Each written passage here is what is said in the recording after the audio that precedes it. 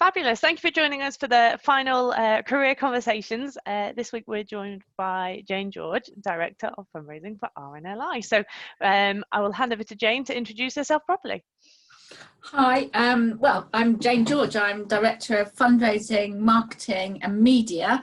The reason for the long title is so that nobody in the Directorate feels left out. And I started back at the RNLI January 2019 and subsequently restructured everything there to bring all of the comms, media, marketing under one directorate. From the 1st of August last year, yeah, so I've been there for just over a year, and I was previously at the RNLI from 2000 to 2007, and in between I worked at Guide Dogs for 10 years as fundraising and marketing director there, and also did a year and a bit of consultancy with Alan Clayton Associates. So quite a kind of steady career in the last half of my career, but I've also in the charity sector worked for Save the Children and the Children's Society, and prior to that I was a marketing manager in the retail sector, so that's where I kicked off. Fabulous. So I guess with that in mind, fundraising wasn't what you wanted to be when you were growing up. That wasn't your ambition and your pull. I kind of didn't even know that fundraising was a thing really until I was going to say I stumbled into it. I didn't stumble into it. I was working for a company in the retail world, and I just spent a week of doing really, really long days for a shop opening in the borders of Scotland, and I got up really early one Friday and didn't get back to my hotel room until about 2 o'clock in the morning, having kind of got the shop ready to open for all the dignitaries. You know, the mayor was coming and all that sort of thing. And what happened was I got back to my room and there was like a local news channel on a loop on the TV, and I saw that the managing director of the company that I was working for handing over a cheque to a political party that I had no affiliation with myself, and it was just a real kind of turning point in my career, because I literally went into work that morning, gave my manager the car keys, and I say mobile phone with a little chuckle because they were great big boxes. Yeah. Gave back my keys and my phone, and literally got on a train and came back to London, which was home for me. And at that Saturday night at a dinner party, somebody said to me, "Oh, Jayne, you're so principled. You really should be in the charity sector." And that was the conversation that started my career. So that week I opened Retail Week, and there was an advert for a business development manager at Save the Children, and that's where, and that was in charge of like all of the shops in the sort of southern half of the UK. So I transferred over, obviously had appropriate transferable skills to do that, and never looked back. So I did 3 years there, 3 years at Children's Society, all doing kind of shops and trading, you know, direct marketing and trading. Came down to the RNLI as the first time as managing director of the sales company, and literally while I was there I did a spot for one or another, either covering maternities or vacancies in all of the key heads of roles at the RNLI, so got loads of different and varied experience working in all the different income streams, and from there that bounced me into becoming the director at Guide Dogs. So it was fortuitous, all of it, and none of this was planned in any way. I think it's a very different world now, where, you know, the Institute of Fundraising is going to get chartered status. We're a profession. All of that is really, really exciting, I think, for young fundraisers coming through. So brilliant. So of your career, were there certain highlights that sort of stand out for you? Are there certain things that you go, yeah, that was brilliant? So when I started out, I suppose in my retail days, I really loved the cut and thrust of getting your sales reports at the end of every day. So I knew that my motivator was going to be, you know, generating revenue. So that was always there. And I remember once I worked for Sock Shop when it was a very young company in the West End, and we were given really stringent sales targets, but if we met them, the benefits were really, really good. And I remember particularly just 1 week of the West End being absolutely flooded with tourists. I think that it sort of coincided with the start of Wimbledon and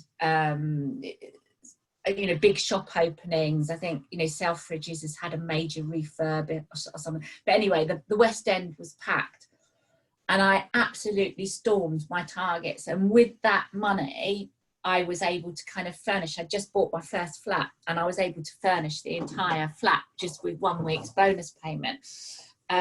And it wasn't that I was particularly motivated by financial reward. It was that I'd completely smashed the target that was the motivator. So that's still something that's in me now. You know, and I think most fundraisers are the same. We love to have a target and beat it. So I'd say that was a highlight. And in my fundraising time, do you know, the first serious fundraising I did myself was a real highlight, and that was for guide dogs. I was one Christmas, our receptionist died suddenly of a heart attack while he was out walking his retired guide dog. He wasn't blind himself, but he just kind of adopted the dog when it came to the end of its working life. And so we came back after the Christmas break to this really, really sad news, and it was my 50th birthday that year.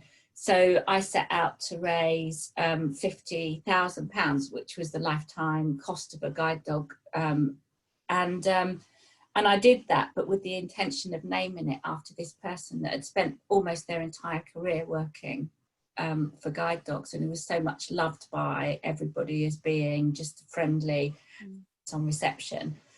Just well known amongst all the staff. So I got tremendous support internally, but I think that was a kind of highlight where I really challenged myself to do something, and naming a dog in memory of someone was a real motivator. And so that's something I kind of like to bring to all my kind of fundraising propositions now, is how do we make this emotionally relevant to an individual. So I guess that brings us on to a question about motivations. So what motivates you to do what you're doing in your current role, or what you have done in previous roles? I would say the satisfaction of really connecting with our cohort of supporters. You know, I think about fundraising in terms of the engagement and response that you get, rather than just about. So for me, the motivation now is obviously I'm in a very position. The RNLI is a fantastic fundraising charity. It's got an amazing heritage, but to be able to make really big decisions that are going to affect our communications, our marketing, our media engagement across a whole suite of activities is just like it's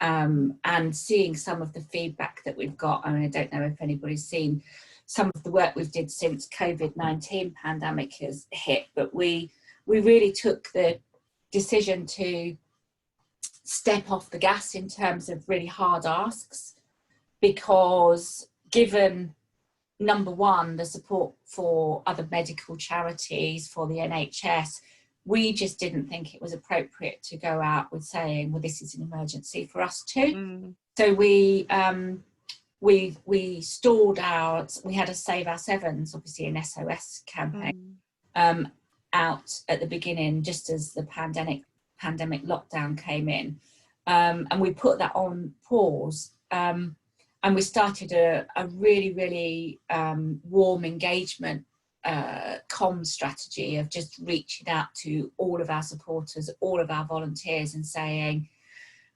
hey, you know, let's connect you with our crews, because every time our crews leave home, they never know when they're going to see their loved ones next, etc. And that puts us in common. So we just wanted to be in a place to reach out to you and say, look, we know what you're feeling like. And that has just gone down, you know, intuition during that time amongst me and, you know, my team, the communications team, just paid dividends. And we just went with our gut feel about what was right with our supporters. And the feedback we've had from that has been enormously encouraging. And it's feedback like that motivates me now. I mean, as a byproduct of that, actually all of our campaigns for the spring period are kind of higher than they were last year. So there's a lesson in there, fundraisers. If you get not asking right, it's really successful fundraising. I agree completely, and I know that a number of charities have found that. So it's lessons learned, I think. Absolutely. So what advice would you give for anyone looking to progress in fundraising? So maybe at the beginning of their career or looking for the next step? Do you know, there's a couple of really important pieces of advice, and they come from, and well, they're endorsed by the great fundraising research that Alan Clayton did via Adrian Sargent. And the fact is, if you're working in an organisation and the culture is wrong for fundraising, or you're being dismissed or put to the back of the queue in terms of investment, I would say find somewhere that deserves your enthusiasm, because if you haven't got the culture, if you haven't got the right investment, and if you haven't got the support of the whole organisation, being a fundraiser can be a really lonely and painful place. So, you know, if you're surrounded by people that are just not getting you, I would, and you don't feel in a position that you can change that, I would say, you know, find someone, you know, like me to work for, or work for, like Amy, who really gets this, because there are plenty of really brilliant fundraising organisations, and that's when you can learn, and you do all of your learning by making mistakes and being allowed to make mistakes in a way, as long as your motive is pure, which is how do we improve this experience for the donor. You won't go far wrong. So I would say that's really important. The other thing is to keep listening to the people that are supporting you, and then just try and find more people like those people. You know, it's the simplest marketing trick in the book, but it's really basic, but it's never let me down as a principle. So stay open-eared as far as what your donors are looking for in terms of their value exchange with your organisation. So have you got a mistake that you've made that you could share with us? We don't want your dirty secrets. Oh, well, do you know what? There's one that was very public, and I think I have shared this publicly before. So, and it is an RNLI one, actually. And it goes back to my first stint at the RNLI when I was running the sales company. We produced a mail order catalogue. And it went out to a lot of people. Gosh, I can't remember what the size of the file was, but it was in the hundreds of thousands. I think it was like 500,000 or 600,000 people. And we misprinted the phone number, and nobody picked it up in the copy review, and nobody picked it up at the printers, and you know, it was just like a whole catalogue of missed opportunities to see this. And so what did we do about it? I suppose that's the important thing. You know, what did we learn? Well, number one, we recite the phone number to each other off every page of every catalogue we printed subsequently.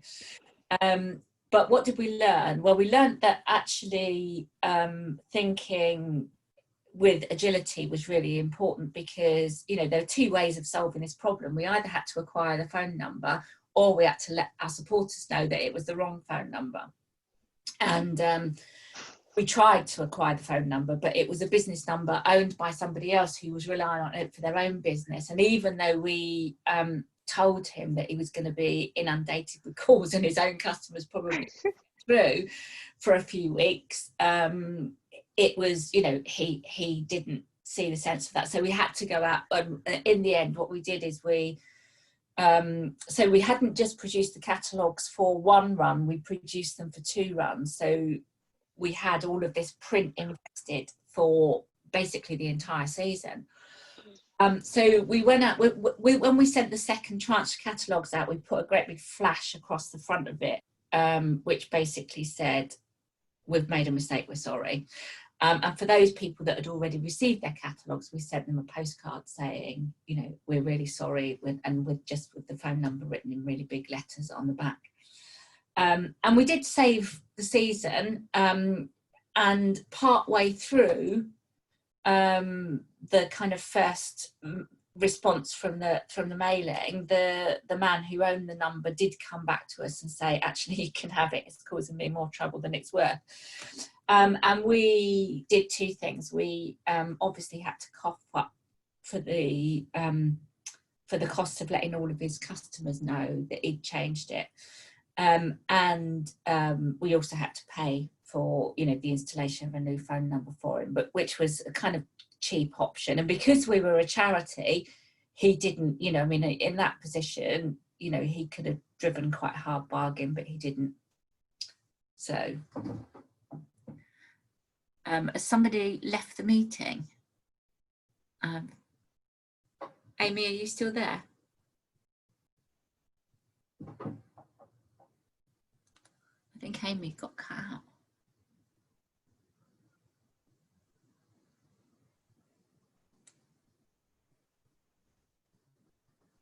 Can anyone else see Amy?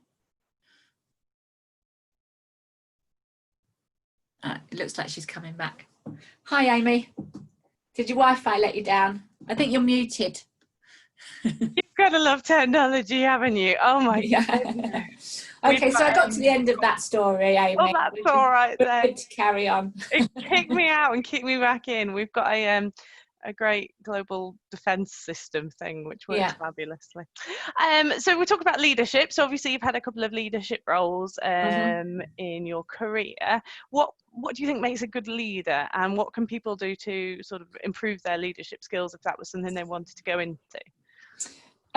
So the most important leadership lesson, and I see some of people that have worked for me are kind of on the call, so I might want to ask them about my leadership, but my leadership is about being clear and about what the ambition is for whatever piece of work you're doing, and also being really authentic and enthusiastic about your organisation, which sounds you know, kind of so obvious, but you know, if you're not motivated by the cause, then you really need to kind of think about whether it's the right place for you. So I would say, you know, if you're going to be a good leader, you have to be able to talk about your cause passionately. You have to have the right degree of knowledge so that even if you're not an expert in everything, you can talk to every member of your team with enthusiasm and ask intelligent questions of them. And as well as that, I would say that, oh, thank you, I've got a cup of tea coming. Oh. Yeah. It's one of the perks of working from home. So look, see all my...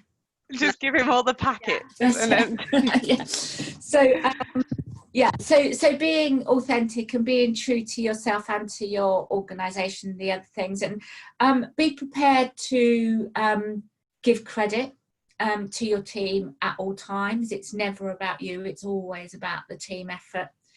And when things go wrong, be prepared to take responsibility for it. So, you know, I just don't think there's any kind of shying away from those responsibilities when you're a leader. It's something that you just have to do, and be prepared to develop others, be as passionate about everybody's career as you are about your own, and encourage people to learn, to make mistakes, to try new things, and never expect to have all the answers. You know, as I kind of became a fundraising director, you know, anybody that knows me will know this is true, that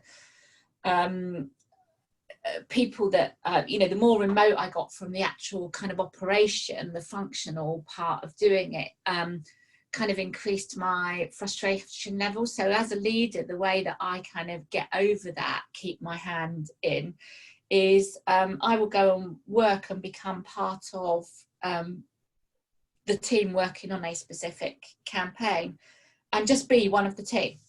You know, so my view doesn't counter anybody else's, I just have input, but it keeps me so fresh.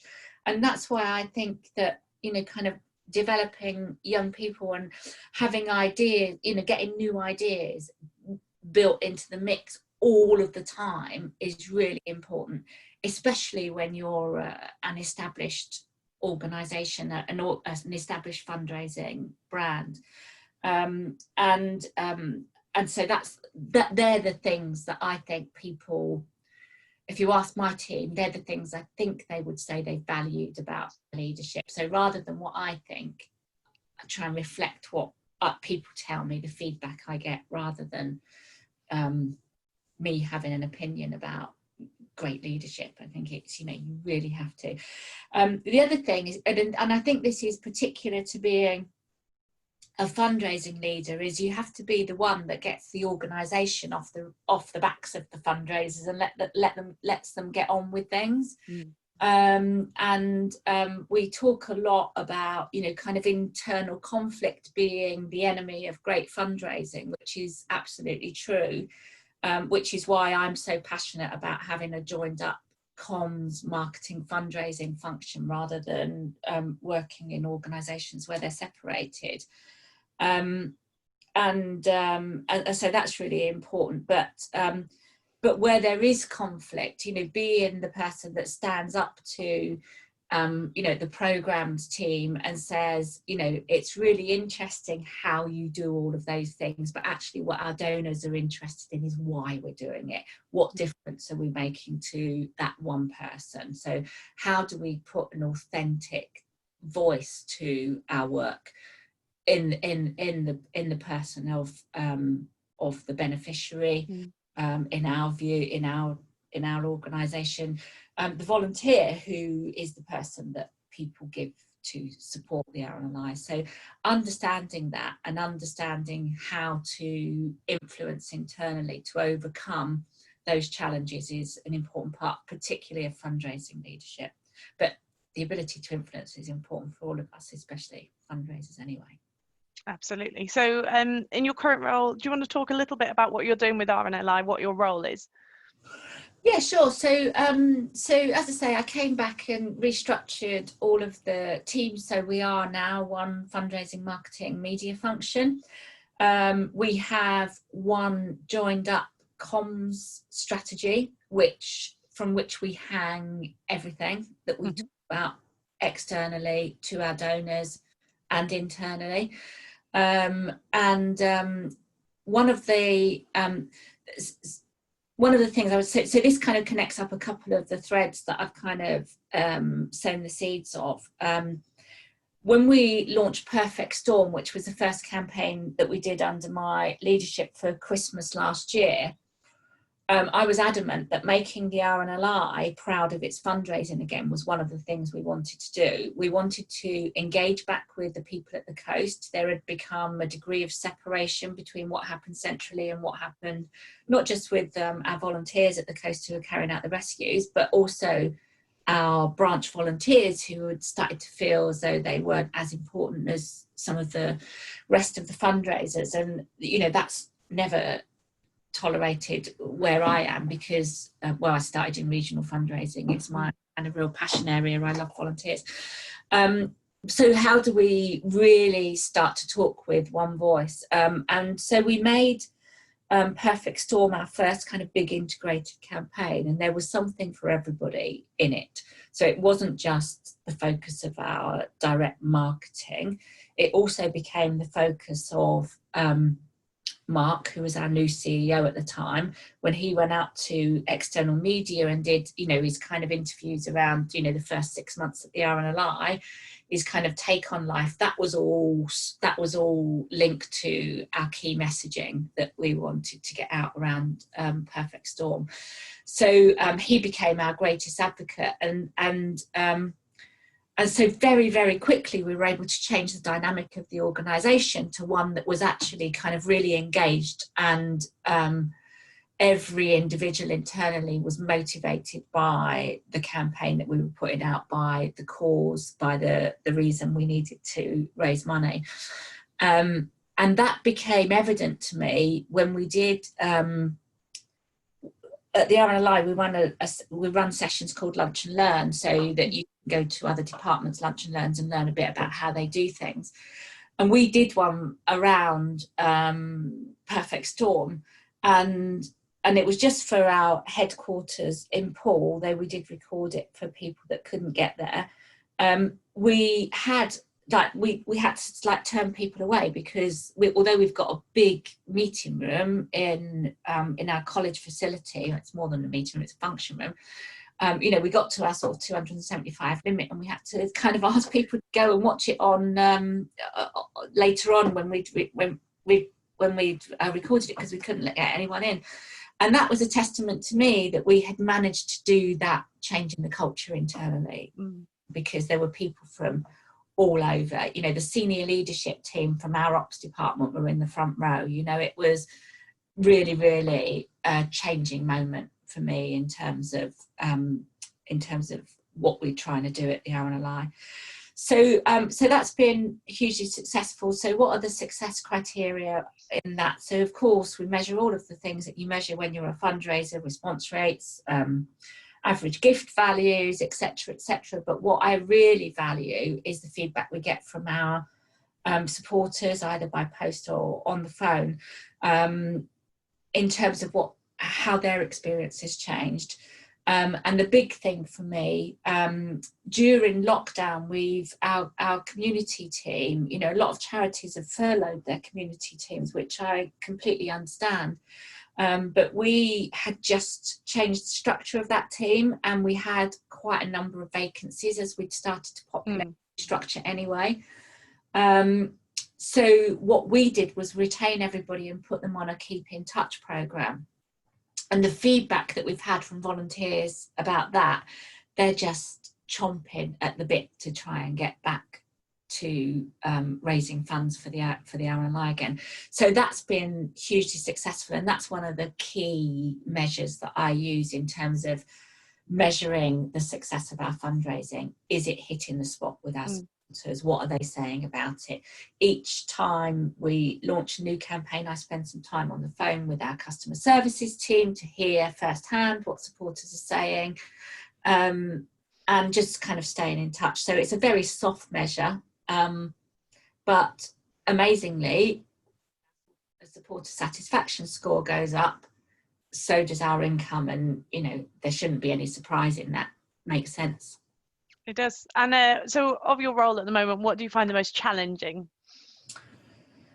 Well,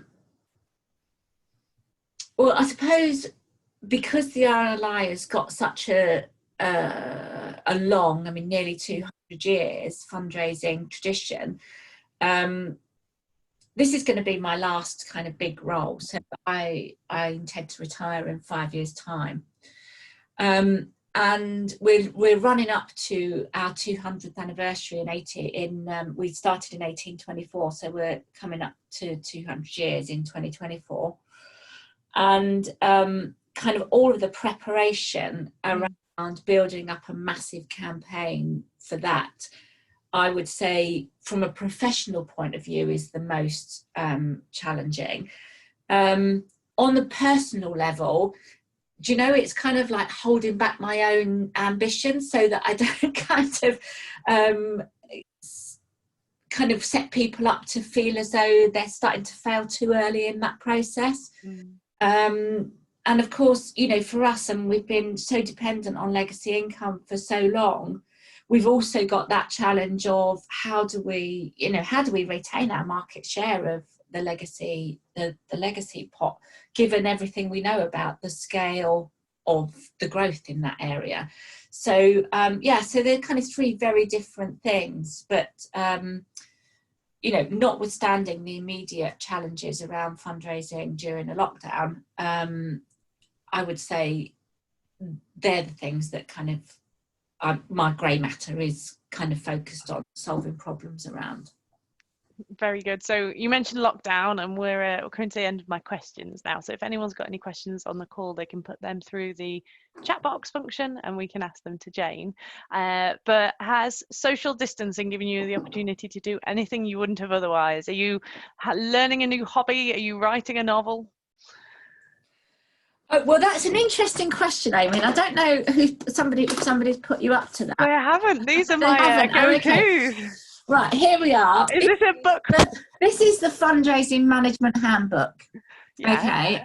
And I'm currently working with Adrian Sargent to update this, because it's the kind of key handbook for the Institute of Fundraising, professional qualification in fundraising. It's a tome. I think we're rewriting about half of it. So I'm really proud of that, because, you know, my name will forever be on a book in the British Library, which is something I never thought would happen to me. So that's kind of keeping me really busy. And the other thing, just from, you know, kind of getting the hours outside every day, has really given me a new discipline around, I don't know if you remember, Amy, when we worked together at Guide Dogs, I broke my ankle. Haven't run properly since then. So for our May Day challenge, which is one of the RNLI's kind of key fundraising events, I'm doing a 60-mile challenge. So I want to do 25Ks basically during May, to get my kind of my running mojo back. So and obviously I'm doing that for sponsorship. So yeah. Very good. So when I share this YouTube link, we'll include your Just Giving link on there for you. It's not a Just Giving link, it's actually on the RNLI website, but I can let you have it anyway. That would be wonderful. And then, so there's no questions come through. So the final question, Jayne, is how you turn off. What is your ideal Sunday? Well, I suppose a lay-in, followed by a bit of a tinker around the garden, because I'm lucky enough to live near enough, you know, a stroll along Studland Bay would be wonderful. That would be my ideal. I really should say that, going to a lifeboat station open day or something, shouldn't I? Maybe I'd do that in the evening. There we go. Thank you so much for joining us today, Jayne, and I'm sorry about my technical difficulties, but you seem to have smoothed that out perfectly, so that was brilliant.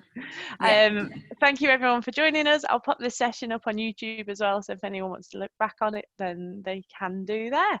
Thank you so much, Jayne. Okay, no problem, Amy. Thank you.